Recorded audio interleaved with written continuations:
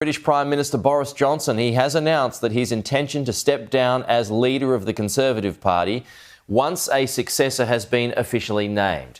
Mr Johnson emerged from number 10 Downing Street to deliver his resignation speech following a week in which he resisted calls for him to step aside. He says he has already begun appointing new cabinet ministers to serve during his time as interim Prime Minister. It is clearly now the will of the Parliamentary Conservative Party that there should be a new leader of that party and therefore a new Prime Minister. And I've agreed with Sir Graham Brady, the chairman of our backbench MPs, that the process of choosing that new leader should begin now. Russian President Vladimir Putin has criticised the outgoing British Prime Minister for leading the UK's support of Ukraine during the war. A spokesperson for the Russian leader communicated the president's position, saying Mr Johnson really does not like us and we don't like him either. The statement was supported by Russia's foreign ministry, which said Boris Johnson has been hit by a boomerang launched by himself. Ukrainian President Volodymyr Zelensky has expressed his sadness over the announcement and thanked the former PM for his support. Prime Minister Anthony Albanese has reacted to the demise of Boris Johnson this morning. Here's what he had to say. I wish Boris well. It's a reminder of how tough politics can be. He won a resounding victory at the last election and a series of events have meant that he's been forced to resign essentially by his own party.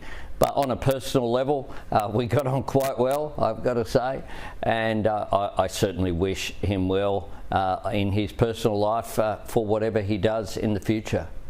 A manhunt is underway in the US this morning after at least 6 people were killed and another 24 were admitted to hospital in a 4th of July Independence Day parade mass shooting. The Highland Park parade just north of Chicago was halted 10 minutes after it began when gunshots rang out through the crowd. Witness accounts report as many as 25 shots were heard in rapid succession.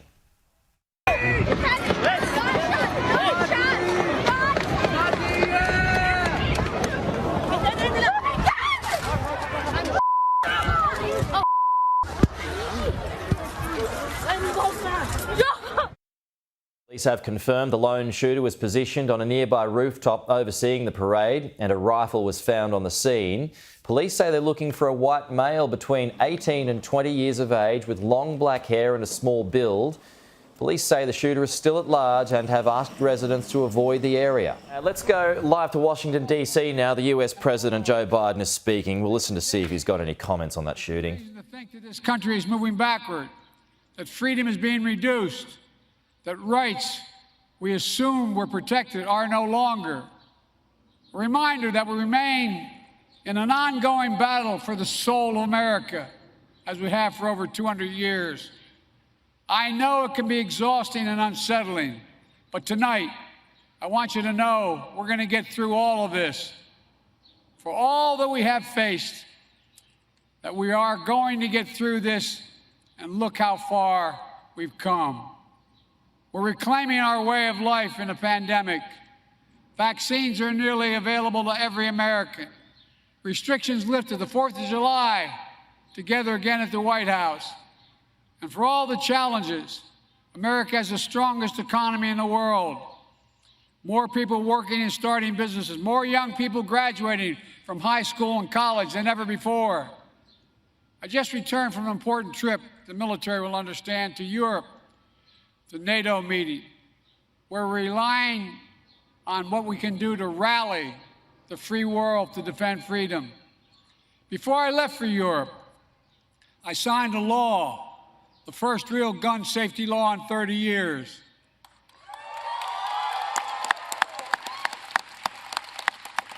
And things will get better still, but not without more hard work together.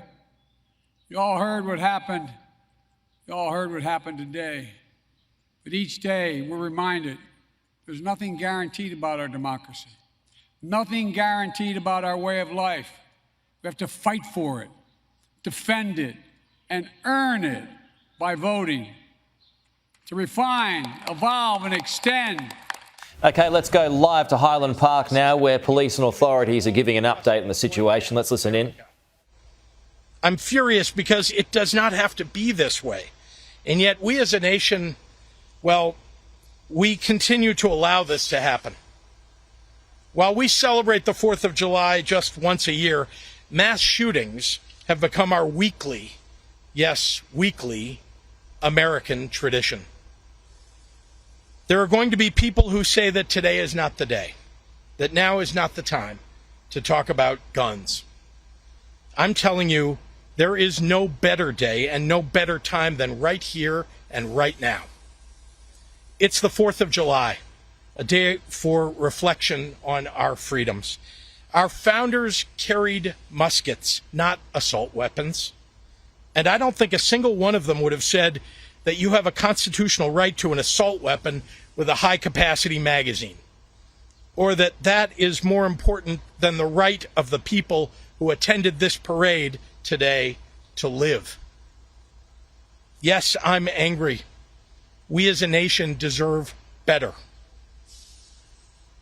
Let us pray for the injured and those who are still in the hospital tonight. 21-year-old man accused of opening fire on a 4th of July parade in Chicago earlier this week has confessed to the shootings, according to prosecutors. According to the state of Illinois Assistant Attorney Ben Dillon, the gunman told police he looked down his sights, aimed, then opened fire at people across the street. The shooter had previously made violent threats which were reported to authorities, but still passed background checks that are meant to prevent potentially dangerous individuals from buying weapons. The shooter was brought into custody after an 8-hour manhunt, and police say he had a second rifle at the time of his arrest, and a further 3 firearms were found at his home. He's being held without bail. He faces a life sentence if convicted on all charges. In breaking news this morning, several people have been killed following a shooting at a shopping centre in Denmark's capital of Copenhagen this morning. Police say officers were sent to Fields Mall after receiving reports of an active gunman.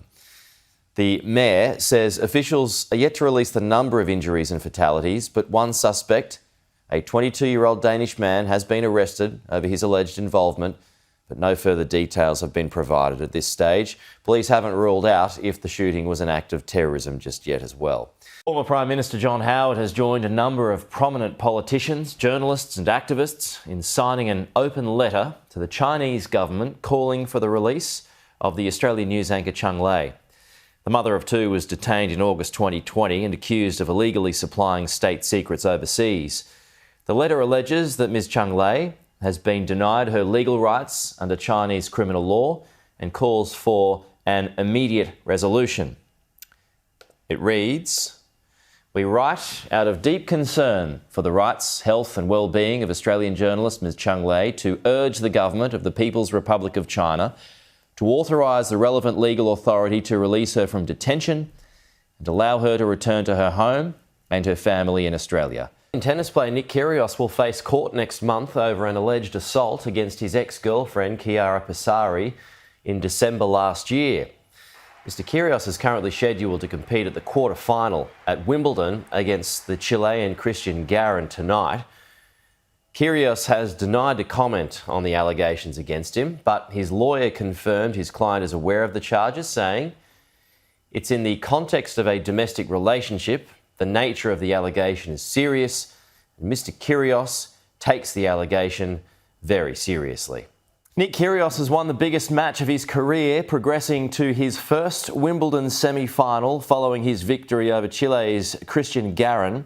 The Australian served 17 aces and won 8 of 9 break points after conceding the opening 9 points of the match. Kyrgios' win in straight sets makes him the first Australian male in 17 years to make the semi-finals of any Grand Slam. Game, set match, Kyrgios. And the Kyrgios show, 3 sets to love, for the 6-4, first time 6-3, 7-6. moves into a Grand Slam semi-final, into a Wimbledon semi-final. Nick Kyrgios has advanced to his first Grand Slam final with a walkover from Rafael Nadal at Wimbledon. Nadal has been forced to withdraw from that semi against Kyrgios because of an abdominal strain. As everybody saw yesterday, I have been suffering with the pain in the abdominal. I know something was not okay there, as yesterday I said, and that's confirmed. I have a tear in the muscle, in the abdominal.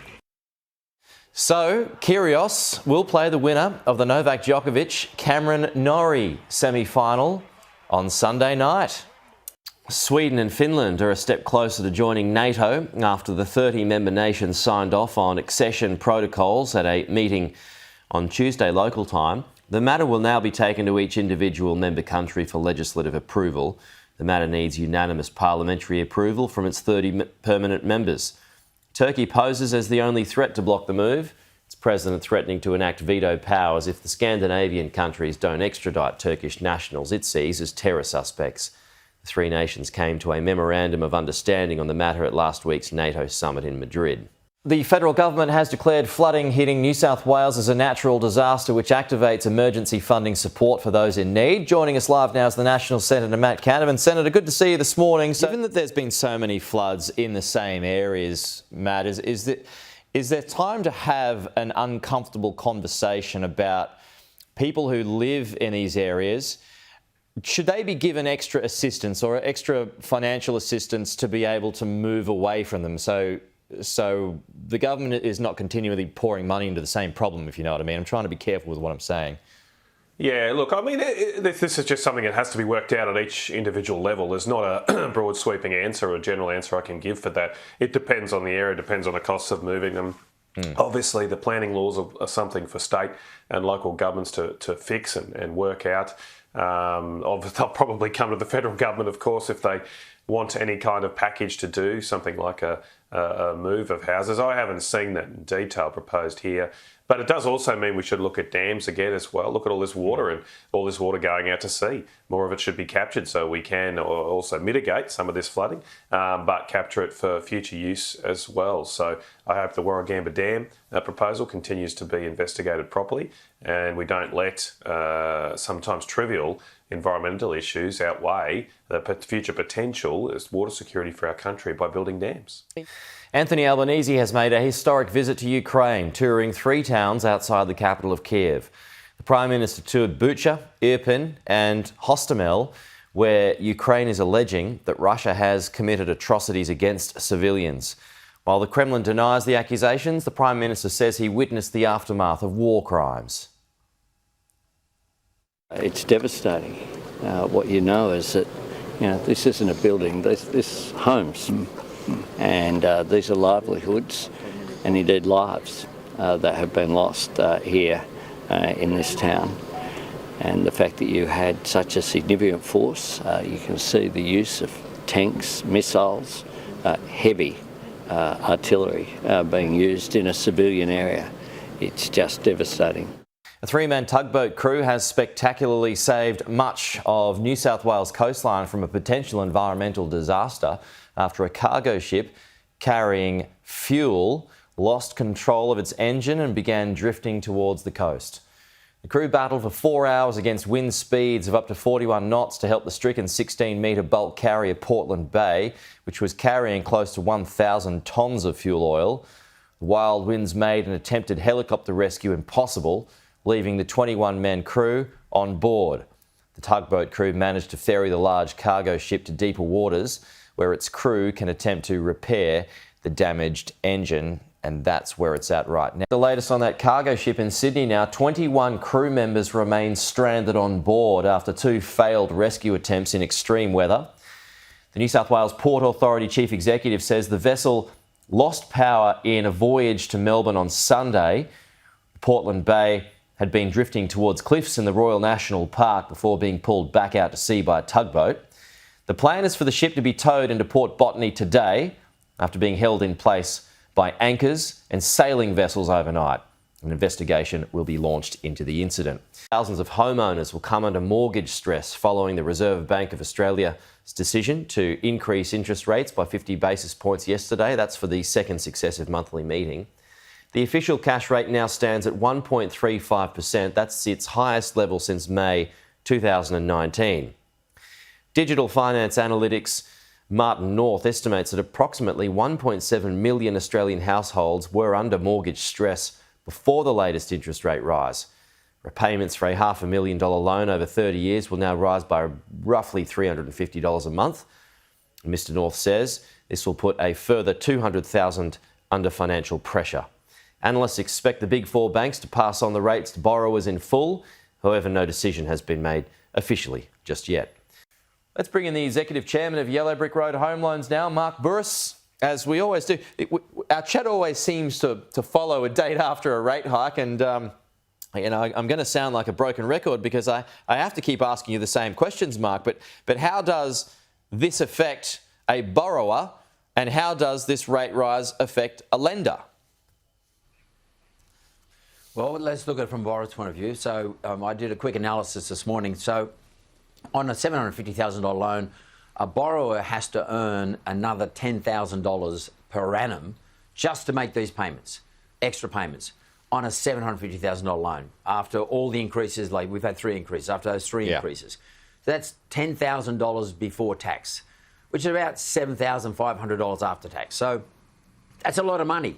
That's a lot of coming out of the borrower's pay packet every month, which they either have to earn or they're now going to have less to spend in terms of discretionary spending. Second NASA rocket has launched from the Northern Territory following a 2-day delay due to extreme weather conditions. The Sistine mission took off on Wednesday night, being last night, on an expedition to measure ultraviolet light, narrowing the search for potentially habitable exoplanets. A third launch is scheduled for next week, following the first successful deployment last month from the Arnhem Space Centre near Nullemby.